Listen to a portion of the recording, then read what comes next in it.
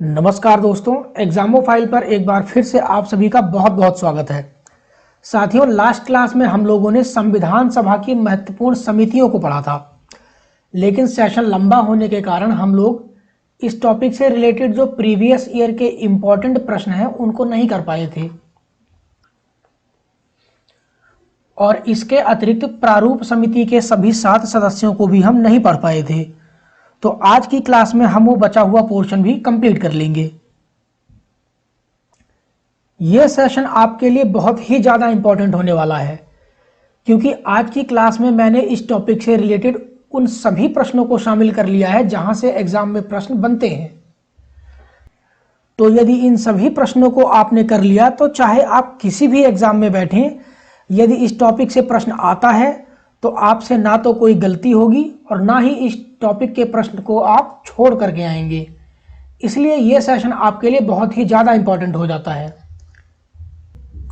लेकिन ये वीडियो देखने से पहले आप इसके पहले की जो वीडियो है जिसमें मैंने आपको इस टॉपिक की थ्योरी को पढ़ाया हुआ है उसे ज़रूर देख लें, ताकि ये टॉपिक आपको अच्छे से समझ में आ जाए और आपको यहाँ ये ना लगे कि ये हो क्या रहा है, सभी प्रश्न हवा में क्यों उड़ते जा रहे हैं, ये आपको महसूस ना हो। इसके लिए आप इससे पहले वाली वीडियो जरूर देख लें। तो चलिए अब अपने आज के सेशन को स्टार्ट करते हैं। साथियों, सबसे पहले हम बात कर लेते हैं प्रारूप समिति के सभी 7 सदस्यों के विषय में। उसके बाद हम चलेंगे अपने आज के प्रश्नों की तरफ। देखिए, प्रारूप समिति में टोटल 7 सदस्य हैं और इन सभी सदस्यों को आपको याद करना पड़ेगा, क्योंकि कई बार जो है एग्जाम में पूछ लिया जाता है कि निम्नलिखित में से प्रारूप समिति के सदस्य कौन नहीं है या निम्न में से कौन प्रारूप समिति के सदस्य हैं। इसलिए इन सबको आपको याद करना पड़ेगा और यहाँ भी आपको रटने की ज़रूरत नहीं है। मैं आपको एक ऐसी ट्रिक बताऊंगा जिससे आप बहुत आसानी से इन्हें याद कर पाएंगे, खास करके तब जब आपके सामने एक ऑब्जेक्टिव प्रश्न होगा, एक प्रश्न के 4 ऑप्शन आपके सामने होंगे, तब आप बहुत आसानी से चूज कर पाएंगे कि आपका सही उत्तर क्या होगा। तो चलिए उसको भी देख लेते हैं। देखिए, आप सभी जानते हैं कि ये जो आपकी प्रारूप समिति है इसमें 7 सदस्य हैं और इनके अध्यक्ष कौन है? डॉक्टर BR अंबेडकर, ठीक है ना। अगर आप बाकी के सदस्यों को देखेंगे तो इनमें एक चीज बहुत ही कॉमन है। क्या कॉमन है? कृष्ण। ये भगवान श्री कृष्ण का नाम इन सब में कॉमन मिलेगा आपको। देखिए कैसे। एक है आपके N गोपालस्वामी अयंगर, तो यहाँ नाम आया हुआ है गोपाल, और आप जानते हैं गोपाल भी कृष्ण का ही एक नाम है, ठीक है। तो इस तरीके से अगर आपके सामने 4 ऑप्शन हो तो आप थोड़ा सा याद करके टिक कर सकते हैं। अगला नाम जो है ये है अल्लादी कृष्ण स्वामी अय्यर। यहाँ आप देखेंगे तो कृष्ण का डायरेक्ट नाम आया हुआ है, ठीक है। जो आपके चौथे सदस्य थे इस समिति के वो थे कन्हैया लाल माणिकलाल मुंशी, तो यहाँ कन्हैया शब्द आया हुआ है और आप जानते हैं कि कृष्ण को कन्हैया भी कहा जाता है, तो आप इसको ऐसे याद रख सकते हैं। इसके अलावा 5वां नाम है सैयद मोहम्मद सादुल्ला। यहाँ देखेंगे तो आप पाएंगे कि आपकी जो प्रारूप समिति है इसमें केवल और केवल एक मुस्लिम सदस्य है, ठीक है ना। सिर्फ एक ही मुस्लिम सदस्य है प्रारूप समिति में और इनके नाम में भी ईश्वर का नाम आया हुआ है, अल्लाह का नाम आया हुआ है। देखिए, सैयद मोहम्मद सादुल्ला है ना। तो आप इस अल्लाह शब्द को पकड़िए और यहाँ से थोड़ा सा याद कर लीजिए, ताकि आपको 4 ऑप्शनों में से चूज करना आसान हो जाए। इसके अलावा आपके जो 6ठे सदस्य थे वो थे N माधव राव, ठीक है ना। देखिए, इन दोनों को मैंने अभी छोड़ा हुआ है, अभी आपको बताऊंगा। 6ठे सदस्य हैं आपके N माधव राव। यहाँ भी आप देखेंगे तो माधव शब्द है और कृष्ण को माधव भी कहा जाता है, आप सभी जानते हैं, ठीक है ना। और उसके बाद जो 7वां नाम है वो है TT कृष्णमाचारी। यहाँ भी आप देखेंगे तो कृष्ण का नाम आया हुआ है। इस तरीके से आप देख रहे हैं कि पूरे 6 के 6 सदस्यों में कृष्ण का नाम है और एक जो मुस्लिम सदस्य हैं उनमें अल्लाह का नाम आया हुआ है। अब आपके सामने 2 नाम बच जाते हैं, BL मित्र और DP खैतान। अब देखिए, मैंने आपको बताया कि जो प्रारूप समिति है इसमें टोटल 7 सदस्य हैं, लेकिन यहाँ पर कितने सदस्यों के नाम लिखे हुए हैं? यहाँ टोटल 9 सदस्यों के नाम लिखे हुए हैं। तो इसकी भी कहानी थोड़ी समझिए। देखिए, स्टार्टिंग में आपके ये 5 सदस्य, ये 7 सदस्य थे, ठीक है ना, जिनमें से ऊपर के 5 सदस्य जो हैं ये परमानेंट थे, लेकिन बाद के जो ये 2 नाम हैं इनको बदला गया था। हुआ ये था कि अपने जो बीएल मित्र हैं इन्होंने त्यागपत्र दे दिया, और जब इन्होंने त्यागपत्र दिया तो इनके स्थान पर एन माधव राव को सदस्य बनाया गया। ठीक है, एन माधव राव सदस्य बने। उसके बाद अगले जो हैं डीपी खैतान ने परमानेंटली त्यागपत्र दे दिया इस दुनिया से, अर्थात इनकी जो है मृत्यु हो गई। तो इनकी मृत्यु के बाद टीटी कृष्णमाचारी जो हैं इनको सदस्य बनाया गया। ठीक है जी। तो आप इनको भी अगर याद करना चाहें तो इस तरीके से याद कर सकते हैं कि अब चलते हैं अपने प्रश्नों की तरफ। आपका जो पहला प्रश्न है वो कह रहा है कि संविधान निर्मात्री सभा की सबसे महत्वपूर्ण समिति कौन सी थी? तो अभी आपने देखा कि संविधान निर्मात्री सभा की सबसे महत्वपूर्ण समिति प्रारूप समिति थी। ये हो जाएगा आपका आंसर। अगला प्रश्न कह रहा है कि संविधान सभा ने डॉक्टर BR अम्बेडकर की अध्यक्षता में एक प्रारूप समिति का गठन कब किया? तो प्रारूप समिति का गठन जो है आपका 29 अगस्त 1947 को हुआ था, अभी आपने पढ़ा। उसके बाद अगला जो प्रश्न है आपकी स्क्रीन पर वो कह रहा है कि तदर्थ झंडा समिति के अध्यक्ष कौन थे? तो तदर्थ झंडा समिति के अध्यक्ष कौन थे? डॉक्टर राजेंद्र प्रसाद थे। उसके बाद चलते हैं अगले प्रश्न की तरफ। अगला प्रश्न कह रहा है कि संविधान निर्मात्री परिषद की झंडा समिति के अध्यक्ष कौन थे? तो संविधान निर्मात्री परिषद कहा जाए या फिर तदर्थ झंडा समिति कहा जाए, एक ही बात है। तो इसके अध्यक्ष कौन थे? डॉक्टर राजेंद्र प्रसाद थे। अब चलते हैं अगले प्रश्न पर। अगला प्रश्न कह रहा है कि 2 अप्रैल 1931 को कांग्रेस के कराची अधिवेशन में गठित झंडा समिति के अध्यक्ष कौन थे? तो कराची अधिवेशन में अध्यक्ष कौन था झंडा समिति का? वो थे आपके सरदार वल्लभ भाई पटेल। अगला प्रश्न जो है वो कह रहा है कि संविधान सभा की प्रक्रिया एवं नियमन समिति के अध्यक्ष कौन थे? तो यहाँ बात की जा रही है प्रक्रिया एवं नियमन। तो प्रक्रिया किस प्रकार से चले ये कौन बताएगा, और नियम कौन तय करेगा? संविधान सभा के अध्यक्ष तय करेंगे, और अध्यक्ष थे कौन? डॉक्टर राजेंद्र प्रसाद थे। तो ये हो जाएगा इस प्रश्न का उत्तर। ठीक है, अब चलते हैं अगले प्रश्न पर। अगला प्रश्न कह रहा है कि निम्न को सुमेलित करें तथा नीचे दिए गए कूट से सही उत्तर का चयन करें। तो यहाँ पर आप देखिए, सबसे पहला कह रहा है कि मसौदा समिति। इसी मसौदा समिति को आप प्रारूप समिति या फिर पांडुलेखन समिति कहते हैं। ठीक है, या फिर कई बार इसी को ड्राफ्टिंग कमेटी भी कहा जाता है।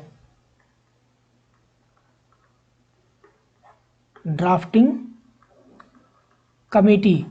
तो मसौदा समिति कहा जाए, प्रारूप समिति कहा जाए, पांडुलेखन समिति या फिर ड्राफ्टिंग कमेटी, कुछ भी नाम दिया जाए, ये सब एक ही बातें हैं। ठीक है ना। तो इस मसौदा समिति के अध्यक्ष जो हैं वो थे आपके डॉक्टर BR अम्बेडकर। ठीक है ना। उसके बाद अगली है मौलिक अधिकार समिति या फिर अल्पसंख्यक समिति। तो आपको मैंने बताया था कि जब मौलिक अधिकार दिलाने की बात आएगी तो सबसे ताकतवर व्यक्ति अधिकार दिलाएगा। ताकतवर व्यक्ति मतलब सरदार वल्लभ भाई पटेल। तो मौलिक अधिकार या अल्पसंख्यक समिति के अध्यक्ष सरदार वल्लभ भाई पटेल। अगला है संघीय संविधान समिति। तो जब संघ की बात की जाएगी तो प्रधानमंत्री इसके अध्यक्ष होंगे। तो यहाँ हो जाएगा पंडित जवाहरलाल नेहरू। अगली है कार्यकारी समिति। तो कार्यकारी समिति अर्थात कार्य कौन करवाएगा जमीन पर? मुंशी या मुनीम जी करवाएंगे। तो कार्यकारी समिति के अध्यक्ष हो जाएंगे कन्हैयालाल मानिकलाल मुंशी। ठीक है, अब चलते हैं अगले प्रश्न पर। अगला प्रश्न कह रहा है कि जनजातीय एवं बहिष्कृत क्षेत्र संबंधी समिति के अध्यक्ष कौन थे। तो अभी आपने देखा था कि चाहे अल्पसंख्यक समिति कही जाए या फिर अधिकार समिति कही जाए या फिर जनजातीय, आदिवासी या बहिष्कृत क्षेत्र संबंधी समिति हो, उसके अध्यक्ष सरदार पटेल होंगे। ठीक है, अब चलते हैं अगले प्रश्न पर। अगला जो आपका प्रश्न है वो कह रहा है संविधान निर्माण के में मूल अधिकार और अल्पसंख्यक हेतु सलाहकार समिति में 54 सदस्य थे और इस सदस्य का अध्यक्ष कौन था। सेम क्वेश्चन रिपीट हुआ है। मूल अधिकार और अल्पसंख्यक समिति या फिर सलाहकार समिति के अध्यक्ष सरदार वल्लभ भाई पटेल।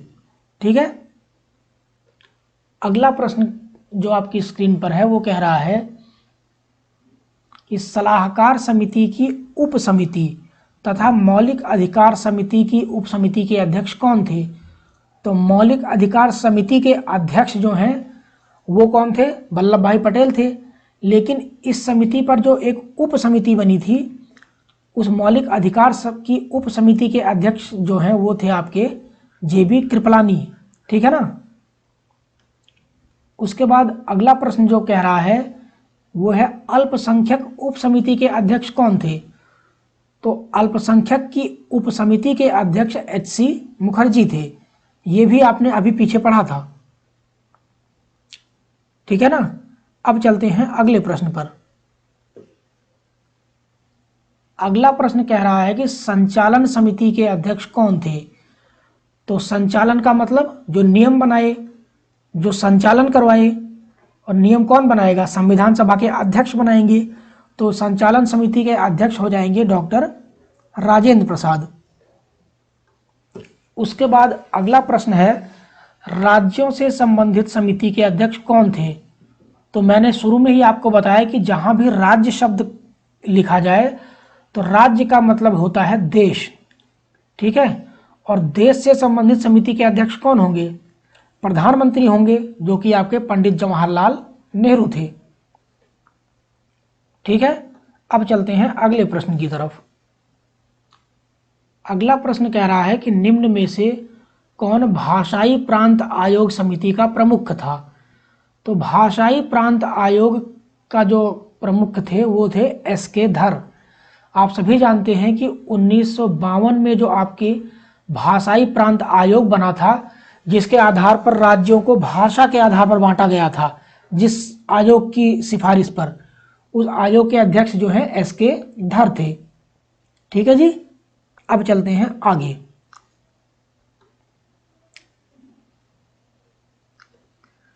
अगला प्रश्न है कि निम्नलिखित में से कौन संविधान सभा के प्रारूप समिति का सदस्य नहीं था। तो मैंने आपको सीधे सीधे बताया था कि या तो अगर हिंदू नाम है तो कृष्ण जुड़ा हुआ होगा नाम में, या इन्हीं का कोई पर्यायवाची शब्द होगा, और अगर मुस्लिम नाम है तो लास्ट में अल्लाह का नाम जुड़ा होगा, या फिर एक ऐसे भी थे जिनमें शैतान का नाम जुड़ा हुआ है। ठीक है ना। अब आप इसको अन्यथा मत लीजिएगा, ये सिर्फ एक याद करने की ट्रिक है। ठीक है ना। तो देखिए पहला ही नाम है के.एम. मुंशी। के का मतलब कन्हैया लाल, तो ये भी इसके सदस्य थे। अगला नाम है सैयद मोहम्मद सादुल्ला, तो यहाँ अल्लाह का नाम आ गया, अर्थात ये भी सदस्य हैं। अगला नाम है डी.पी. खैतान, एक्चुअली यहाँ होना चाहिए डी.पी. खैतान। ठीक है ना। तो यहाँ भी मैंने आपको बताया था कि खैतान मतलब ये कुछ कुछ शैतान जैसा साउंड हो रहा है, तो आप ऐसे भी याद कर सकते हैं कि शैतान शब्द भी एक सदस्य के नाम में जुड़ा हुआ है। आप इसको अन्यथा मत लीजिएगा, बस ये एक याद करने की ट्रिक है। ठीक है ना। तो के.एम. मुंशी भी इसके सदस्य थे, सैयद मोहम्मद सादुल्ला भी सदस्य थे, और डी.पी. खैतान भी सदस्य थे। जो इसके सदस्य नहीं थे वो हैं आपके जी.वी. मावलंकर। ठीक है ना। तो ये हो जाएगा आपका इस सवाल का राइट आंसर। चलिए अब चलते हैं अगले प्रश्न पर। अगला प्रश्न कह रहा है कि प्रारूप समिति के अध्यक्ष कौन थे। तो आप सभी जानते हैं कि जो प्रारूप समिति है इसके अध्यक्ष BR अम्बेडकर थे, ठीक है ना। अब चलते हैं अगले प्रश्न पर। अगला प्रश्न है आपका कि संविधान सभा की प्रांतीय संविधान समिति के अध्यक्ष कौन थे। यहां शब्द लगा हुआ है प्रांतीय संविधान। तो आप जानते हैं जहां भी प्रांत का नाम आएगा वहां अध्यक्ष कौन हो जाएगा, सरदार पटेल हो जाएंगे, ठीक है जी। अब चलते हैं अगले प्रश्न की तरफ। अगला प्रश्न है संविधान की प्रारूप समिति में शामिल सदस्यों की संख्या कितनी थी। तो आप बहुत अच्छे से जानते हैं कि प्रारूप समिति में टोटल 7 सदस्य थे, ठीक है। अगला प्रश्न, चलो ये था जी आपका लास्ट प्रश्न। तो इसी के साथ आज का अपना सेशन जो है वो समाप्त होता है। आगे का जो भी टॉपिक है वो हम लोग अगले लेक्चर में करेंगे। तो आज का लेक्चर आपको कैसा लगा आप कमेंट के माध्यम से ज़रूर बताइए, और अगर आपको ये वीडियो अच्छी लगी हो तो इसको लाइक ज़रूर कर दीजिए। तो मिलते हैं नेक्स्ट सेशन में, तब तक के लिए नमस्कार, जय हिंद।